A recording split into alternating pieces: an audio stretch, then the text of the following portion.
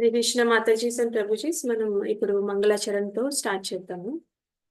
ఓం అజ్ఞానతిమిరాంధస్య జ్ఞానాంజనాశలాకయ చక్షురున్మిలితం యేన తస్మై శ్రీ గురవే నమః. శ్రీచైతన్య మనోభీష్టం స్థాపితం యేన భూతలే స్వయం రూపః కదా మహ్యం దదాతి స్వపదాంతికం. వందేహం శ్రీగురో శ్రీయుతపదకమలం శ్రీగురున్ వైష్ణవాంశ్చ श्रीरूपं साग्रजातं सहगण रघुनाथान्वितं तं सजीवं साद्वैतं सावधूतं परिजनसहितं कृष्णचैतन्यदेवं श्रीराधा कृष्णपादान् सहगण ललिता श्रीविशाखान्वितांश्च। हे कृष्ण करुणा सिन्धो दीनबन्धो जगत्पते गोपेश गोपिका कान्ता राधा कान्ता नमोऽस्तुते। तप्त कांचन गौरांगी राधे वृंदावनेश्वरी वृषभानुसुते देवी प्रणमामि हरिप्रिये। नमः ओं विष्णुपादाय कृष्णप्रेष्ठाय भूतले श्रीमते भक्तिवेदांत स्वामिनिति नामिने। नमस्ते सारस्वते देवे गौरवाणी प्रचारिणे निर्विशेष शून्यवादी पाश्चात्यदेशतारिणे पाञ्चाकल्पतरुभ्यश्च कृपा सिन्धुभ्य एव च पतितानां पावनेभ्यो वैष्णवेभ्यो नमो नमः। श्री कृष्ण चैतन्य प्रभु नित्यानंद श्री अद्वैत गदाधर श्रीवासादि गौर भक्तवृंद हरे कृष्ण कृष्ण कृष्ण हरे हरे हरे राम राम राम हरे हरे। जय जय श्री चैतन्य जय नित्यानंद जय अद्वैत चंद्र जय गौर भक्त वृंद। जय जय श्री चैतन्य जय नित्यानंद जय अद्वैत चंद्र जय गौर भक्त वृंद। जय जय श्री चैतन्य जय नित्यानंद जय अद्वैत चंद्र जय गौर भक्त वृंद। ओम नमो भगवते वासुदेवाय। ओम नमो भगवते वासुदेवाय। ओम नमो भगवते वासुदेवाय। मुखं करोति वाचालं पङ्गुं लङ्घयते गिरिं यत्कृपातमहं वन्दे श्रीगुरुं दीनतारिणं परमानन्दमाधवं श्रीचैतन्य ईश्वरम्। మనం ఈరోజు ఆధ్యాత్మికత ఆధ్యాత్మికత ఎవరి దగ్గర నేర్చుకోవాలి అనేది తెలుసుకుందాం. దాని గురించి మనకి కృష్ణుడు భగవద్గీతలో ఏ శ్లోకం చెప్పారో అది ఒకసారి రిసైట్ చేసుకొని దానికి రెండు కథలు చెప్పుకొని దాన్ని అర్థం చేసుకోవడానికి ప్రయత్నిద్దాం. మీకు స్క్రీన్ కనిపిస్తుంది కదా? కనిపిస్తుంది మాతాజీ. ఓకే. తద్విద్ధి ప్రణిపాతేన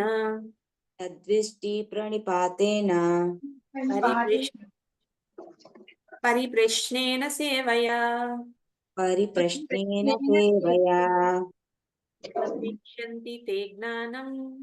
ఉపదేక్ష్యంతి తే జ్ఞానం జ్ఞానినస్తత్వదర్శినః.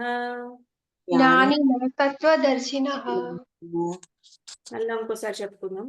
తద్విద్ధి ప్రణిపాతేన పరిప్రశ్నేన సేవయా ఉపదేక్ష్యంతి తే జ్ఞానం జ్ఞానినస్తత్వదర్శినః. తద్విద్ధి ప్రణిపాతేన పరిప్రశ్నేన సేవయా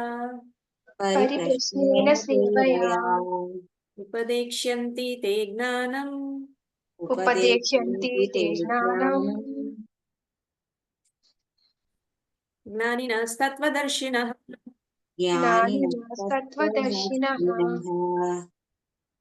ఎవరైనా ఒకరు రిసైట్ చేస్తారా? నేను చదువుతాను మాతాజీ. ఓం నమో భగవతే వాసుదేవాయ. తద్విష్టి ప్రణిపాతేన పరిప్రశ్నేన సేవయా ఉపదేక్ష్యంతి తే జ్ఞానం జ్ఞానినస్తత్వదర్శినః. మాతాజీ ఇంకెవరైనా ఒకళ్ళు రిసైట్ చదవండి చేస్తారు. మాతాజీ. హరే కృష్ణ మాతాజీ. దండవత్ ప్రణామ్ మాతాజీ. ధన్యవాదాలు మాతాజీ. ఓం నమో భగవతే వాసుదేవాయ. తద్విద్ధి ప్రణిపాతేన పరిప్రశ్నేన సేవయా ఉపదేక్షంతి క్షేతే జ్ఞానం జ్ఞానినా సత్వదర్శినః. హరే కృష్ణ మాతాజీ. కృష్ణ మాతాజీ, థ్యాంక్ యూ. సో ఎవరైనా ఒకళ్ళు అనువాదం చదువుతారా? హరే కృష్ణ మాతాజీ, నేను చదువుతాను. చదవండి మాతాజీ. వరలక్ష్మి మాతాజీ. హరే కృష్ణ మాతాజీ. అనువాదము. ఆధ్యాత్మికాచార్యుని సమీపించి సత్యము నెరుగుట కొరకై యత్నింపుము. వినయపూర్వకముగా ప్రశ్నించి అతనికి సేవ చేయుము. ఆత్మదర్శులు తత్వమును దర్శించిన వారొకటచే నీకు జ్ఞానమును ఉపదేశింతురు. హరే కృష్ణ మాతాజీ. హరే కృష్ణ మాతాజీ, థ్యాంక్ యూ సో మచ్. అయితే కృష్ణ ఈ శ్లోకంలో ఏం చెప్తున్నారంటే, మనము ఆధ్యాత్మిక జ్ఞానం తెలుసుకోవాలంటే ఆధ్యాత్మికాచార్యుని సమీపించాలని చెప్తున్నారు. అంటే గురువు గారిని ఆశ్రయించాలని చెప్తున్నారు. అంటే మనం ఎందుకు ఆశ్రయించాలి? మనం సత్యం తెలుసుకోవడానికి ఆశ్రయించాలన్నమాట. ఎలా ఆశ్రయించాలంటే వినయపూర్వకంగా ప్రశ్నించాలి వాళ్ళని, మనకు తెలియని వాటి గురించి. ఇంకా వాళ్ళకి సేవ చేయాలన్నమాట. సేవ చేయడం అంటే గురువుగారు చెప్పినట్టు ఆచరించడం అన్నమాట. ఇంకా వాళ్ళు ఆత్మదర్శులు, తత్వమును దర్శించిన వారగుటచే అని అంటున్నారంటే వాళ్ళకి ఆల్రెడీ భగవంతుడి గురించి తెలుసు. వాళ్ళకి ఆత్మదర్శులు అంటే ఆత్మ, పరమాత్మ వీటి గురించి అన్నిటి గురించి తెలుసు కాబట్టి వాళ్ళు మనకి జ్ఞానాన్ని ఉపదేశిస్తారు అని చెప్తున్నారనమాట. అంటే తెలిసిన వాళ్ళే కదా జ్ఞానాన్ని ఉపదేశించగలరు. తెలియని వాళ్ళు ఉపదేశించలేరు కదా! అలాంటి గురువు గారిని సమీపించమని చెప్తున్నారనమాట. అంటే ఇప్పుడు మనం బావిలో ఉన్నామనుకోండి, బావిలో పడిపోయాము. కానీ మనల్ని బయటికి లాగాలంటే బావిలో ఉన్న వాళ్ళు లాగలేరు గదా! బయట ఉన్న వాళ్ళు మాత్రమే లాగగలరు. అలాగని మనం గురువుగారి అది జ్ఞానం ఉన్న గురువుగారి దగ్గరికెళ్తేనే మనకు జ్ఞానం వస్తుందనమాట. సో, అలా చెప్తున్నారు. సో, దాన్ని మనం ఇంకా కొంచెం వివరంగా తెలుసుకోవడానికి ట్రై చేద్దాము. అయితే మనం ఏదైనా విషయం నేర్చుకోవాలంటే మనకి గురువుగారు కావాలనేది మనకు అర్థమవుతుంది గదా! సో, అదే విధంగా భగవంతుని గురించి తెలుసుకోవడానికి మనకు భగవంతుని గురించి విస్తారమైన జ్ఞానం ఉన్న, ఇంకా అందరికీ పంచుకునే అంత దయగల గురువుగారు కావాలి. అంటే కొంతమంది ఎలా ఉంటారంటే వాళ్ళకి జ్ఞానం ఉంటది. వాళ్ళు పంచుకోవడానికి ఇష్టపడరనమాట. సో, అలాంటి వాళ్ళ దగ్గరికి మనం ఆశ్రయించకూడదు. ఎవరైతే ఆ జ్ఞానాన్ని పంచుకునే అంత దయ ఉంటుందో అలాంటి గురువుగారిని మనం సమీపించాలనమాట. సో, అయితే ఈ శ్లోకంలో అటువంటి ఆధ్యాత్మిక గురువుని ఆశ్రయించి సంబంధిత ప్రశ్నలు అడిగి ఇంకా వారి పెట్టుకోరా ఒక్కసారి నేను అందరిని మ్యూట్ చేస్తాను.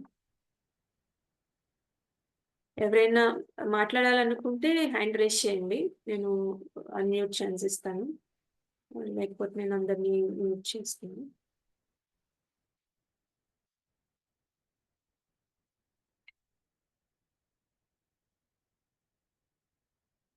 సో, అలాంటి ఆధ్యాత్మిక గురువుని ఆశ్రయించి సంబంధిత ప్రశ్నలను అడిగి ఇంకా వారేమి వివరిస్తారో శ్రద్ధగా వినమని శ్రీకృష్ణుడు మనకి ఈ శ్లోకంలో చెప్తున్నారనమాట.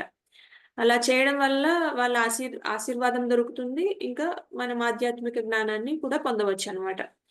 సో, అలాంటి ఆధ్యాత్మిక జ్ఞానాన్ని పొందడం వల్ల ఏమవుతుందండి?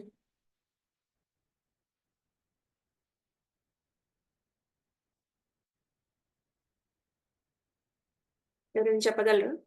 అలాంటి ఆధ్యాత్మిక జ్ఞానం పొందడం వల్ల మనకి ఏమవుతుంది? కృష్ణ మాతాజీ. భక్తి మార్గంలోకి వెళ్ళడానికి అవకాశం ఉంటుంది మాతాజీ. మనం ఒకరికి సేవ చేయడానికి అవకాశం ఉంటది. చాంటింగ్ చేయాలని మనస్ఫూర్తిగా అట్లా కోరుకుంటాము. అంటే ఏదైనా భగవంతుని సేవ చేయాలని మాత్రము అటు భగవంతుని సేవకు భగవంతుని పాదాల దగ్గర మనము అనుక్షణము అదే తలుచుకుంటూ ఉంటాం మాతాజీ. హరే కృష్ణ. హరే కృష్ణ మాతాజీ.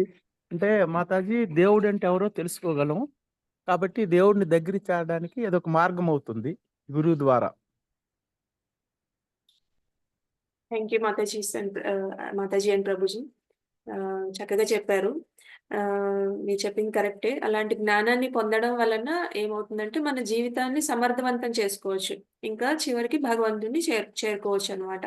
అంటే ఇప్పుడు మనం ఒక డిగ్రీ చదువుకున్నామనుకోండి. మనం దాని ఉపయోగం ఏంటంటే దానివల్ల ఏమవుతుంది మనకొక ఉద్యోగం అనేది వస్తుంది. దానివల్ల మనం జీవనోపాధి చేసుకుంటాం. అది దాని ఉపయోగం అన్నమాట. అలానే మనం ఈ జ్ఞానాన్ని పొందడం వల్ల మనం ఈ ఈ మానవ జీవితం పొందడం అనే దాని ఉపయోగం ఏంటంటే, మన జీవితాన్ని సమర్థవంతం చేసుకోవడం, భగవంతుడి గురించి తెలుసుకోవడం, ఇంకా చివరికి భగవంతుడిని చేరుకోవడం అన్నమాట. సో, జనరల్‌గా మనం ఇప్పుడు పిల్లల్ని స్కూల్‌లో జాయిన్ చేయాలంటే ఏం చేస్తామండి? మనందరం పిల్లల్ని స్కూల్‌లో జాయిన్ చేసి ఉంటాం గదా! అడ్మిషన్ తీసుకుంటాం. ఏ స్కూల్ మస్ట్ ఏమో చూస్తామండి. ఇంకా? ఏది మంచి స్కూలు, అక్కడ సరైన ఎడ్యుకేషన్ ఎవరు ఇస్తున్నారు, ఎలాగుందని పూర్తి తెలుసుకుంటాం. అవును. గవర్నమెంట్ ఆథరైజేషన్ ఉందా లేదా చూస్తాం మాతాజీ. అవును మాతాజీ. కరెక్ట్‌గా చెప్పారు. సో, మీరు చెప్పినవన్నీ కరెక్టే. మామూలుగా మనం ఒక చిన్న భౌతికమైన దాని గురించే అంత ఆలోచిస్తాము.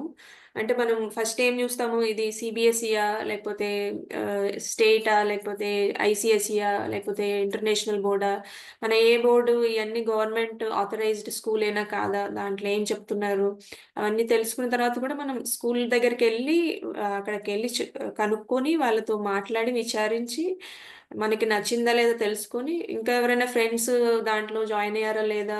వాళ్ళ ఫీడ్‌బ్యాక్ ఏంటి? వాళ్ళు ఏం చెప్తున్నారు? వాళ్ళ ఎక్స్‌పీరియన్స్ ఏంటి? అవన్నీ గూడా తెలుసుకొని, ఇవంతా రీసెర్చ్ చేసిన తర్వాత మాత్రమే మనం పిల్లల్ని జాయిన్ జేస్తాం గదా! సో, అలానే కానీ మనం ఆధ్యాత్మిక జ్ఞానాన్ని తెలుసుకోవడానికి ఇవన్నీ చేస్తున్నామా? లేదు మాతాజీ. అందుకనే ఈ శ్లోకంలో కృష్ణుడు గూడా అదే చెప్తున్నారు. ఆధ్యాత్మిక గురువుని సమీపించండి అని చెప్తున్నారు గానీ, దానికి ప్రభుపాదుల వారు ఏం రాసారంటే, మనం ఆధ్యాత్మిక జ్ఞానం సంపాదించాలంటే, మనం నమ్మకమైన సంస్థ అంటే పరంపర వ్యవస్థని ఆశ్రయించాలని జెప్తున్నారు. అలాగే ఇలాంటి జ్ఞానాన్ని మనం నమ్మకమైన గురు పరంపర అంటే డిసిప్లిక్ సక్సెషన్ అంటారనమాట. దాంట్లో మాత్రమే నేర్చుకోవాలంటారు. అంటే మనకి జనరల్‌గా 4 సాంప్రదాయాలుంటాయన్నమాట. అలాంటి సాంప్రదాయాలన్నీ ఆథరైజ్డ్. మనకెలా సీబీఎస్ఈ, ఐసీఎస్ఈ, ఎస్ఎస్‌సి బోర్డ్స్ ఎలా ఉంటాయో, అలానే మనకి ఆధ్యాత్మిక జ్ఞానానికి 4 సాంప్రదాయాలుంటాయన్నమాట. ఎవరికైనా తెలుసా 4 సాంప్రదాయాలు? మాతాజీ హరే కృష్ణ గౌడీయ మాతాజీ. తెలుసు సాంప్రదాయం, మాతాజీ. శ్రీ సాంప్రదాయము, గౌడీయ స్త్రీ జ్ఞాపకం హరే కృష్ణ మాతాజీ. బ్రహ్మ మధ్వ గౌడ ఒక్కటి సాంప్రదాయ, శ్రీ సాంప్రదాయ, కుమార సాంప్రదాయ, రుద్ర సాంప్రదాయ. జీ అవును మాతాజీ. కరెక్ట్‌గా చెప్పారు. సో, మనకి 4 సాంప్రదాయాల్లో మనకి ఒరిజినల్‌గా కృష్ణుడి నుంచి వచ్చినవి, ఆయన అనుచరుల నుంచి వచ్చినవి మాత్రమే మనం పాటించాలనమాట. సో, బ్రహ్మ సాంప్రదాయం అంటే మనం ఇప్పుడు పాటించేది బ్రహ్మ మధ్వ గౌడీయ సాంప్రదాయం, లేదంటే గౌడీయ వైష్ణవ సాంప్రదాయం అంటారు. ఇంకోటి శ్రీ సాంప్రదాయం, మన చిన్నజీయర్ స్వామి వాళ్ళు అదే పరంపరలో ఉన్నారు. ఇంకా రుద్ర సాంప్రదాయం, కుమార సాంప్రదాయం. ఈ 4 సాంప్రదాయాల్లో మనం ఏదైనా ఎంచుకోవచ్చు. ఇవన్నీ ఆథరైజ్డ్ అన్నమాట. మనకెలా గవర్నమెంట్ ఆథరైజ్డ్ ఈ సిలబస్‌లు ఎలా అయితే ఉంటాయో భౌతిక జ్ఞానానికి, ఆధ్యాత్మిక జ్ఞానానికి ఈ 4 ఆథరైజ్డ్ అన్నమాట. సో, ఈ నాలుగిట్లో ఏదైనా నేర్చుకోవచ్చు. సో, అయితే మనం ఇప్పుడు ఏం తెలుసుకుందామంటే కొంతమంది విద్యార్థులు వాళ్ళ ఉపాధ్యాయులకు సేవ చేసి, ఇలాంటి అరుదైన జ్ఞానాన్ని, ఇంకా అపారమైన ఆశీర్వాదాలను ఎలా పొందారు అనే 2 కథలు తెలుసుకుందాము. మొదటి కథ ఏంటంటే కృష్ణుడు ఇంకా సుదాముడు తుఫాన్‌తో ఎలా యుద్ధం చేస్తారో చూద్దాం. సో, అయితే కృష్ణుడు, బలరాముడు చిన్నప్పుడు వాళ్ళ నాన్నగారు గురుకులానికి పంపాలనుకుంటారనమాట. సో, వాళ్ళకి దగ్గరలో అవంతిపురం అనే అందమైన ప్రదేశం ఉండేది. అక్కడ సాందీపుని ముని అనే మహర్షి ఉండేవాళ్ళనమాట. సో, తన ఇద్దరు పిల్లల్ని అక్కడ విడిచిపెట్టడానికి ఇష్టముండదు. ఇంకా అయినా సరే వారిని చదువుకోవడానికి గురుకులానికి పంపిస్తారనమాట. సో, ఆ రోజుల్లో ఏమవుతుందంటే విద్యార్థులు గురువుగారి ఆశ్రమానికి వెళ్లి అక్కడే ఉండి విద్యని అభ్యసించేవాళ్ళనమాట. ఇంకా ఆయనకి అనేక విధాలుగా సేవలు కూడా చేసేవాళ్ళనమాట. సో, వాళ్ళిద్దరూ కృష్ణుడు ఇంకా బలరాముడు గుండు కొట్టించుకొని సాందీపుని ముని దగ్గర గురుకులంలో చేరతారనమాట. సో, కృష్ణుడు ఇంకా బలరాముడు చాలా వినయ విధేయతలతో, మంచి ప్రవర్తనతో ఉండేవాళ్ళనమాట. సో, వాళ్ళ గురువుగారికి నిరంతరంగా సేవ గూడా చేసేవాళ్ళు. ప్రతిదానికి బాగా ముందుకు వెళ్లి సేవ చేయడం అలాంటివి చేసేవాళ్ళనమాట. సో, వాళ్ళ వినయ విధేయతలకి సాందీపుని ముని చాలా సంతోషిస్తారనమాట. సో, ఇంకా సంతోషించి వాళ్ళకి వేదాలు, ఇంకా ఉపనిషత్తులు, అన్ని విద్యలు బోధిస్తారనమాట. కృష్ణుడు, బలరాముడు చాలా తెలివైన వాళ్ళనమాట. అందుకే ఏం బోధించినా త్వరగా అర్థం చేసుకునేవాళ్ళు. సో, అలా కేవలం 64 రోజుల్లోనే 64 సాంప్రదాయ కళల్లో ప్రావీణ్యం సంపాదిస్తారు. సో, ఇంకా కొన్ని రోజుల్లోనే నిష్ణాతులు గూడా అయిపోతారనమాట. సో, వాళ్ళిద్దరు ఇలా అంత ఈజీగా చాలా అందమైన పాటలు గూడా రాసేవాళ్ళంట. వాళ్ళు నేర్చుకున్న విద్యతో. సో, అసాధారణమైన మాయా విన్యాసాలు ఇవన్నీ చేయగలిగేవాళ్ళంట. ఇంకా జంతువులు, పక్షులు వాటి భాషలో గూడా మాట్లాడగలిగేవాళ్ళంట. ఇంకా అన్నీ నేర్చుకున్నారనమాట. 64 కళలు అంటారు గదా! 64 కళలు అన్ని వేదాలు, ఉపనిషత్తులు అవన్నీ నేర్చేసుకున్నారనమాట. అయితే గురుకులంలో కృష్ణుడు సుదామ అనే బ్రాహ్మణ బాలుడిని గూడా కలుస్తాడు. సుదాముడు కూడా చాలా తెలివైన వాడు. ఇంకా త్వరలోనే వేదాల్లో ప్రావీణ్యం సంపాదిస్తాడనమాట. సో, కొంచెం కాలంలోనే వీళ్ళిద్దరూ మంచి స్నేహితులయిపోతారనమాట. సో, ఒకరోజు సాందీపని ముని భార్య కృష్ణుడు ఇంకా సుదాముడిని పిలిచి అడవికెళ్ళి కొన్ని కట్టెలు తీసుకురండి అని చెప్తారనమాట. సరే వాళ్ళిద్దరూ దగ్గరలో ఉన్న అడవిలోకి వెళ్లి చాలా కట్టెలు సేకరిస్తారు. ఆశ్రమానికి బయలుదేరే టైంలో సడెన్‌గా భయంకరమైన గాలి, వర్షం, పెద్ద పెద్ద ఉరుములు, తుఫాను మొదలవుతుందనమాట.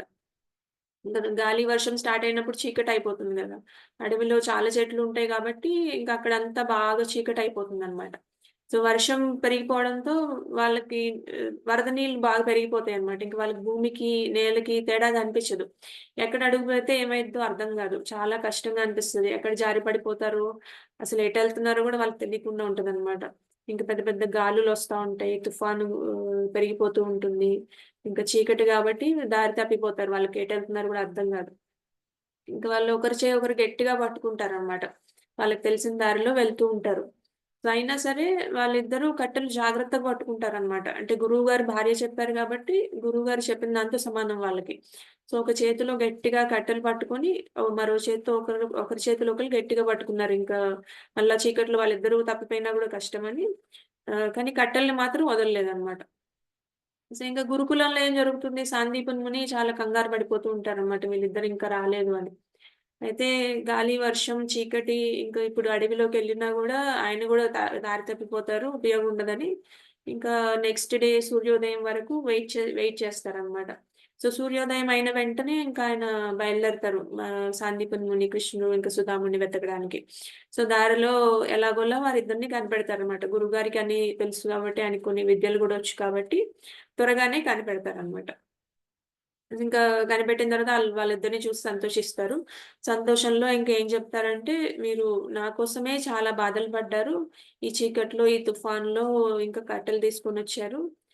మీరు మీ స్వంత సౌకర్యాన్ని మర్చిపోయి కట్టెలను సేకరించి ఈ సేవకు అంటే చాలా అంకిత భావంతో సేవ చేస్తారు కాబట్టి" ఆయన చాలా సంతోషిస్తారనమాట. అందుకని ఆయన ఏమంటారంటే, "మీ వినయ విధేయతలు చాలా నాకు బాగా నచ్చినాయి. అందుకని మీరు చాలా వినయ విధేయతలున్న విద్యార్థుల్లాగా ఉదాహరణ అయిపోతారు అందరికి" అని చెప్తారనమాట. అయితే మీ సేవకి నేను చాలా సంతృప్తి చెందాను. ఇంకా మిమ్మల్ని చూసి నాకు చాలా గర్వంగా ఉంది అని కూడా చెప్తారు. సో, నేను మీ ఇద్దరిని ఆశీర్వదిస్తున్నాను. మీరు నేర్చుకున్న అన్ని విద్యలు ఎప్పటికీ మర్చిపోకుండా ఇంకా వాటిని సరైన సమయంలో ఉపయోగించగలిగే మీకు ఆ శక్తిని నేను మీకు ప్రసాదిస్తున్నానని చెప్తారనమాట.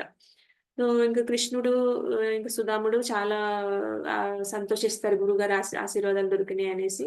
జనరల్‌గా అంతే గదండీ! గురువుగారు ప్రశంసిస్తే ఎవరికైనా చాలా ఆనందంగా ఉంటది గదా! అలానే వాళ్ళిద్దరు గూడా చాలా ఆనందపడిపోతారనమాట.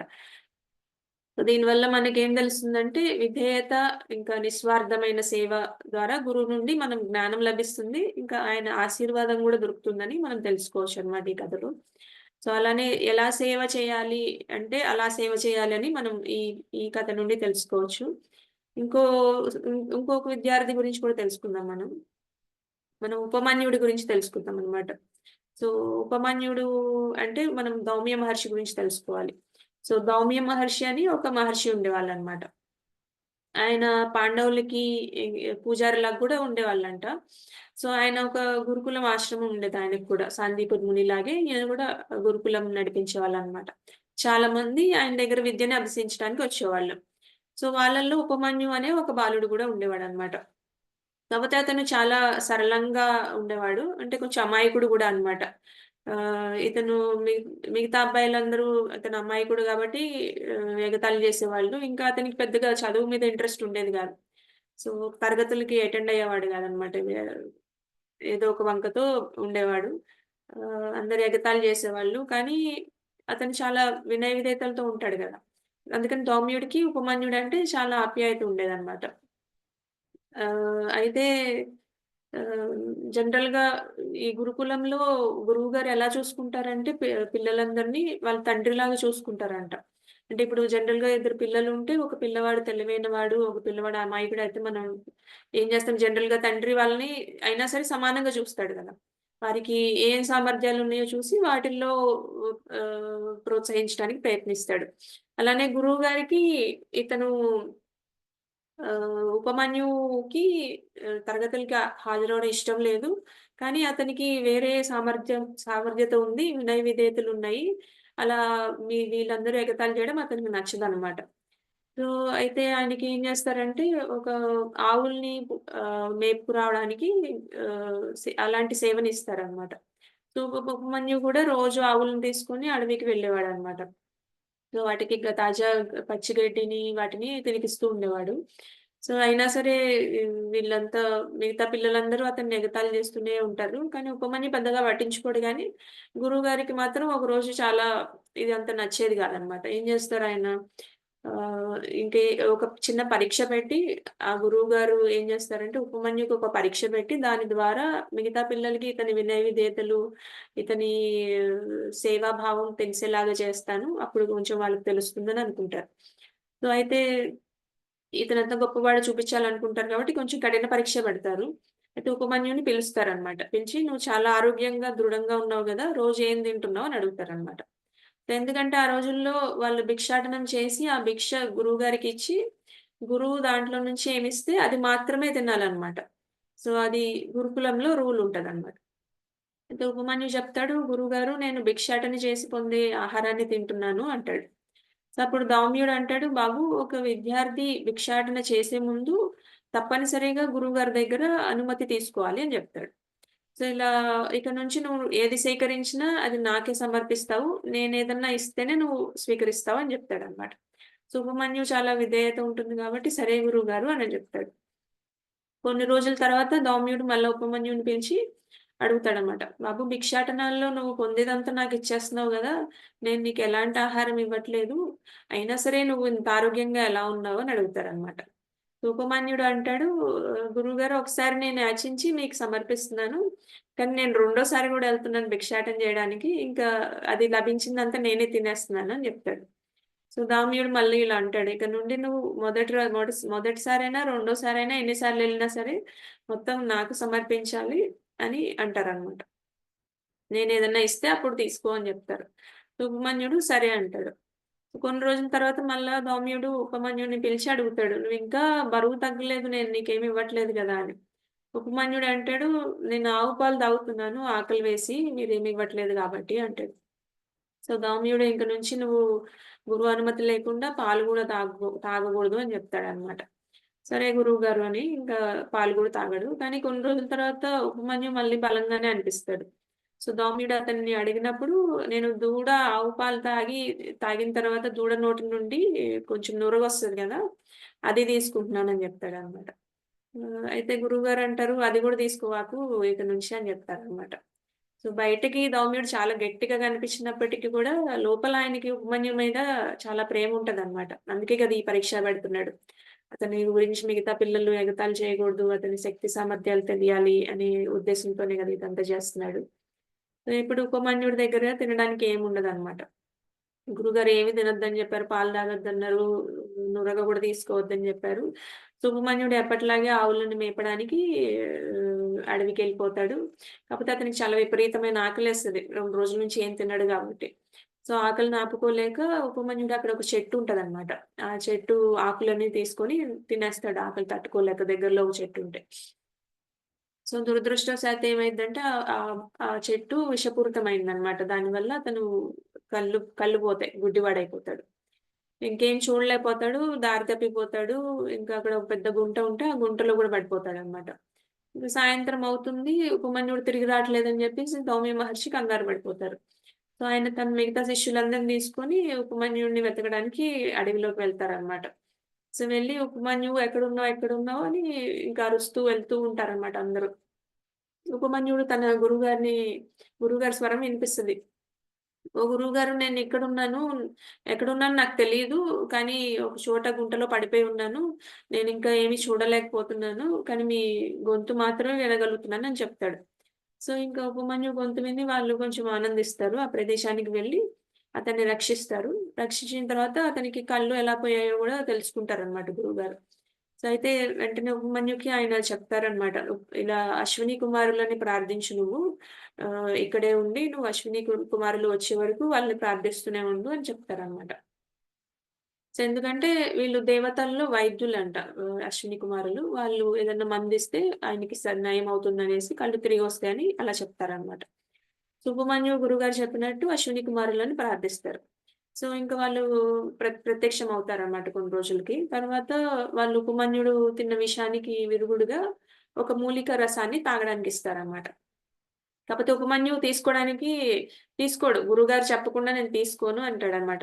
ఎందుకంటే అలా చేసినందుకే కదా అతనికి అలా అయింది. సో, నేను ఈ మందైనా సరే నేను గురువుగారు చెప్పకుండా తీసుకోను అని జెప్తాడు. ఎంత బతిమలాడినా సరే. బాబు నీ కళ్ళు ఎలా తిరిగి వస్తాయి నువ్వు ఈ మందు తీసుకోపోతే అంటే అయినా సరే ఉపమన్యువు చాలా గట్టి సంకల్పంతో ఉంటాడనమాట. లేదు నేను తీసుకోను. మా గురువుగారు చెప్తేనే తీసుకుంటాను. ఇక్కడ గురువుగారు లేరు గాబట్టి నేను తీసుకోలేను అని జెప్తాడనమాట. సో, తన గురువు సూచనలు అనుసరించాలనే అతని సంకల్పం వాళ్ళకి బాగా నచ్చుతది.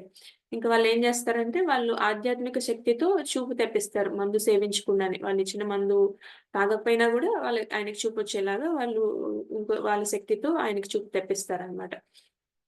సో, తన పరీక్షలో ఉత్తీర్ణత అయినట్టే గదా! ఇప్పుడు గురుగారు పెట్టిన పరీక్షలో ఉపమన్యు ఉత్తీర్ణుడయినట్టే గదా! సో, అది చూసి ధౌమ్యుడు చాలా సంతోషిస్తాడనమాట. జనరల్‌గా తండ్రి తన కొడుకుల్ని ప్రేమిస్తున్నట్లుగా ధౌమ్యుడు ఉపమన్యుడిని ఇబ్బంది పెట్టాలని ఆయన ప్రేమతోనే ఇలా చేస్తాడనమాట.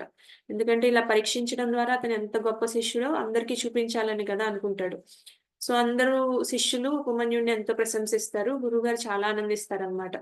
అయితే ఇంకో వరం గూడా ఇస్తారు గురువుగారు ఉపమన్యుకి. ఇప్పుడు ఆయన తరగతులకెళ్ళడు. ఆయనకి చదువుకోవడం పెద్ద ఇంట్రెస్ట్ ఉండదు గదా! అలా చదువుకోకపోయినా గూడా వేద జ్ఞానం అంతా ఆయనకి వచ్చేసేలాగా ఆయన వరం ఇస్తారనమాట.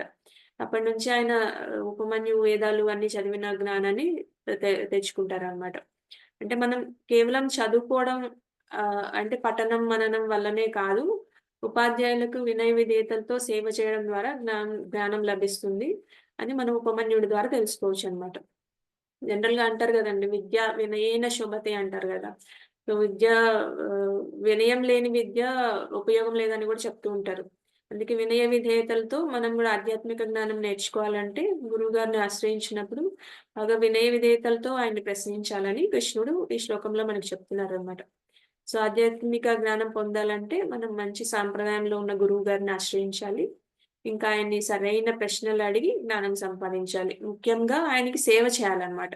అంటే చెప్పింది చెప్పినట్టు ఆచరించడం గూడా సేవే అన్నమాట. ఇలా చేయడం వల్ల ఏమవుతుందని కృష్ణుడు చెప్పారు మనకి? మనం స్టార్టింగ్‌లో చెప్పుకున్నాం గదా!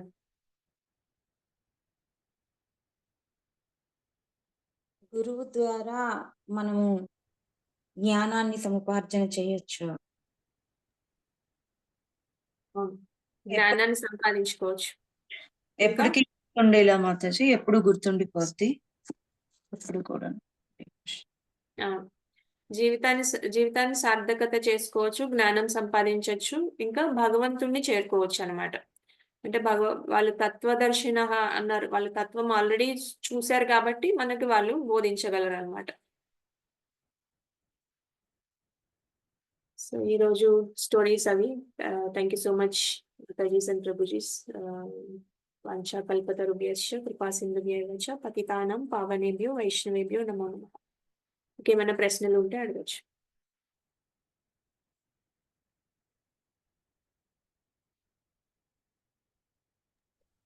హరే కృష్ణ మాతాజీ. హరే కృష్ణ మాతాజీ. అదే కృష్ణుడు 64 విద్యలు నేర్చుకున్నారు అన్నారు కదా ప్రభు మాతాజీ. 24 రోజుల్లో 64 విద్యలు నేర్చుకున్నారా ప్రభు మాతాజీ? 64 రోజులు మాతాజీ. 64 రోజుల్లో 64 కళలు నేర్చుకున్నారనమాట. 64 రోజులు. 64 రోజుకొకటి నేర్చుకునే వాళ్ళనమాట. వాళ్ళు బాగా తెలివైన వాళ్ళు కాబట్టి. సరే. Thank you. హరే కృష్ణ. హరే కృష్ణ మాతాజీ.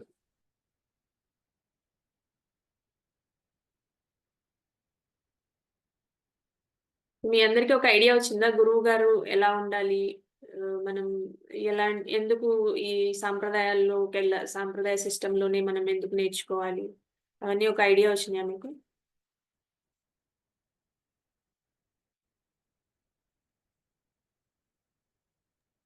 అవును మాతాజీ. హరే కృష్ణ మాతాజీ. మనం అర్థమైంది మాతాజీ. ఎందుకంటే మనం ఎలా పడితే ఎవరి ద్వారా తెలుసుకోకుండా ఎలా పడితే అలా వెళ్ళిపోయామంటే ఒక పద్ధతిలో అనేది మనం వెళ్ళలేము. అదే ఒక గురువుని ఆశ్రయించి వారి ద్వారా మనం అన్నీ నేర్చుకోగలిగితే జ్ఞానమైన, భక్తి అయినా ఏదైనా సరే ఒక పద్ధతిలో అనేది మనం వెళ్ళడం అనేది జరుగుతదని దీని ద్వారా మనం తెలుసుకున్నాం మాతాజీ. అవును మాతాజీ. సరిగ్గా చెప్పారు. యాక్చువల్‌గా మనం యథాతథంగా నేర్చుకోవాలంటే, అంటే కృష్ణుడు చెప్పింది చెప్పినట్టు యథాతథంగా చెప్పుకోవాలంటే గురు పరంపరలోనే వెళ్ళాలన్నమాట. గురు పరంపర లేకపోతే ఏమవుతుందంటే, ఇప్పుడు మనం ఎలా అయితే మన పిల్లల్ని ఈ సీబీఎస్ఈ గాని, ఎస్ఎస్‌సి గాని ఏ అఫిలియేషన్ లేదు. కానీ వాళ్ళు సొంతంగా చెప్తారంట అంటే మనం వెళ్లి నేర్చుకోలేం గదా! మన పిల్లల్ని అక్కడ జాయిన్ జేయలేం గదా! వాళ్ళు ఏ గవర్నమెంట్ అఫిలియేషన్ లేదు. వాళ్ళు ఏ బోర్డ్ ఫాలో అవ్వరు. వాళ్ళ సొంత బోర్డ్ ఉందంట అంటే మనం వెళ్ళం గదా! సో, అంటే ఆథరైజ్డ్ కాదని అర్థం అన్నమాట. అలానే జనరల్‌గా గూడా ఇప్పుడు ఎవరైనా వాళ్ళంతటికి వాళ్ళు చదువుకుంటే వాళ్ళకి ఒక రకంగా అర్థమవుతుంది. అది చెప్పింది చెప్పినట్టు అర్థం కాదన్నమాట. అంటే భగవంతుడు చెప్పింది చెప్పినట్టు అర్థం కావాలంటే మనం గురు పరంపరలోనే వెళ్ళాలి. అందుకనే మనం ఎవరు చెప్తే వాళ్ళ సొంత నాలెడ్జ్‌ని అన్ని మార్చేసి చెప్పే దగ్గర మనం వినగూడదని చెప్తారన్నమాట.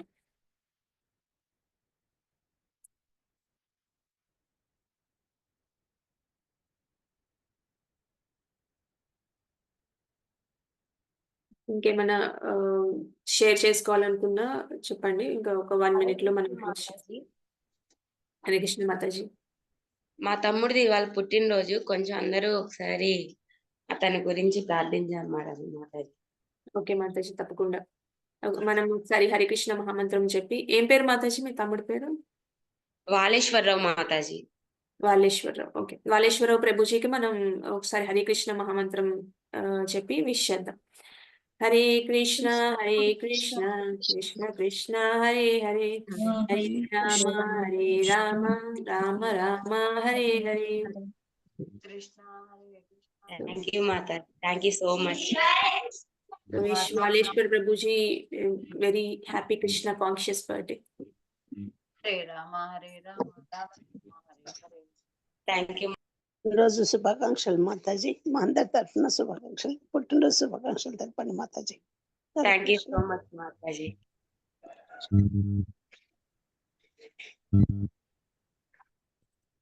మాతాజీ ఇంకా ఏం ప్రశ్నలు లేకపోతే మనం ఈ హరే రోజు కృష్ణ మాతాజీ.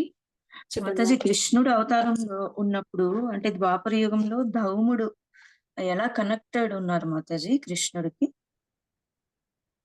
సందీపని ముని కదా మాతాజీ. సాందీపని ముని గురువు కదా మాతాజీ. అంటే అవును. ధౌముడు అతను రోల్ ఎలా కనెక్టెడ్ ఉండేది మాతాజీ కృష్ణుడికి? ఏవైనా కనెక్షన్ అలా అని? పాండవులకి పూజారి అన్నమాట ఆయన. Dhaumya Maharshi. Okay okay okay మాతాజీ. అంటే ఓకే. మనం చెప్పుకున్న స్టోరీలో కృష్ణుడు లేరు. కానీ ద్వాపర యుగంలోనే ఉన్నారు దౌమ్యుడు కూడా. ఓకే. చెప్పుకున్న స్టోరీలో ఉపమన్యుడు అని ఒక బాలుడి గురించి చెప్పుకున్నాం కదా మనం. అవును అవును మాతాజీ. ఓకే. కానీ ఆయన మాతాజీ అతను గురువు ధౌముడు కాదు కదా మాతాజీ, తండ్రి కదా మాతాజీ. ఉపమన్యుడి గురువు దౌమ్యుడు. దౌమ్యుడు దగ్గర ఉపమన్యు గురుకులంలో జాయిన్ అవుతారన్నమాట. ఓకే. అతను ఫాదర్ కాదు కదా మాతాజీ. ఫాదర్ కాదు. అంటే గురువు గారు తండ్రిలాగా చూసుకుంటారని చెప్పడానికి నేను మధ్యలో తండ్రి గారి లాగా చూసుకుంటారని చెప్పానన్నమాట. Okay okay. థ్యాంక్ యూ మాతాజీ. హరే కృష్ణ. ఈ మాతాజీ. హరే కృష్ణ. కొంచెం స్పీడ్‌గా అయిందా మాతాజీ ఈ రోజు ఏమన్నా? లేదు మాతాజీ, బాగానే చెప్పారు. అంటే నేను అన్ని నోట్ రాసుకుంటున్నాను అనమాట. అందుకనే అంటే ఏదైనా కొంచెం స్పీడ్ అయితే తగ్గిద్దామని అడుగుతున్నాను. లేదు ఒకసారి మనం చాలా విషయాలు చెప్పుకున్నప్పుడు ఫ్లోలో కొంచెం స్పీడ్ అయితే కొన్ని మిస్ అవుతూ ఉంటాం కదా, అందుకని అడుగు. నుంచి కూడా ఎప్పుడు వినలేదు మాతాజీ. దాముడు ఉపమన్యుడు కూడా కొత్త కథ విన్నాను. అదొకటి వచ్చింది. అంటే మనకు చిన్న పిల్లలకి ఏదైనా చిన్న స్టోరీ చెప్పాలంటే ఇది నోట్ చేసుకుంటే బెస్ట్ అని రాశాను. మాతాజీ మీరు ఇన్ని చెప్పారు కదా, అయితే మనం ఇందులో ఈ నీతి ఏమని చెప్పారు, ఏమని చెప్తాం మనం వాళ్ళకి?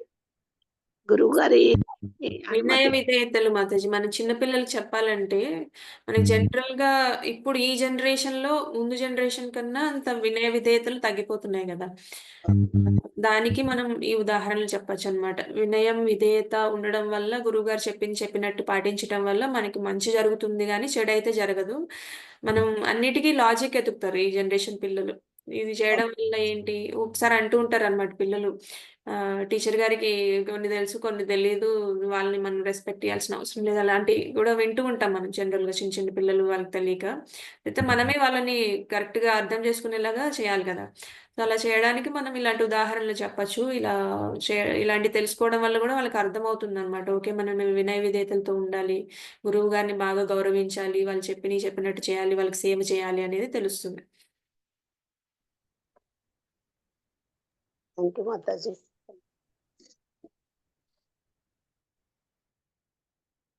Okay Mataji, Prabhuji, thank you so much. మనం ఇంకేం ప్రశ్నలు లేకపోతే మనం క్లోజ్ చేసుకుందాం. పంచకల్పతరుభ్యశ్చ కృపాసింధుభ్యశ్చ పతితానాం పావనేభ్యో వైష్ణవేభ్యో నమో నమః.